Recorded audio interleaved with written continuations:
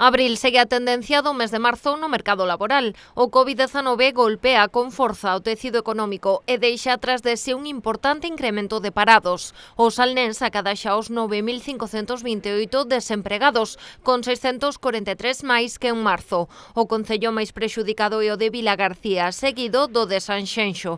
Na comarca notase con especial forza o peso do sector servizos na economía, o máis castigado pola crise do coronavirus. Máis de 6.600 desempregados proceden deste sector.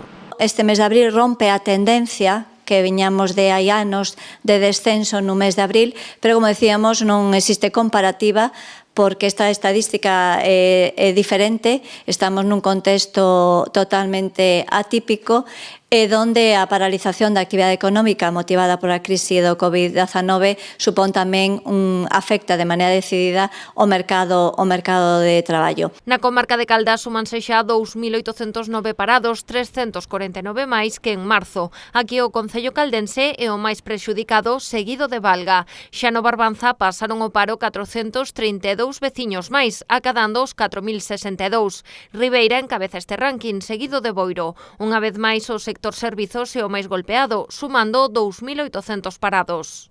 O incremento do paro con respecto ao ano pasado se dá en toda Galicia, as distintas provincias, nos diferentes sectores económicos, pero sí é importante que prácticamente 8 de cada 10 parados proceden do sector servicios, é o sector que máis incidencia ten. O peche de negocios e a paralización das empresas e da actividade económica pola crise do coronavirus tamén impactou con forza nos autónomos. En Galicia, 1.629 pecharon os seus negocios, uns 150 deles en Arousa.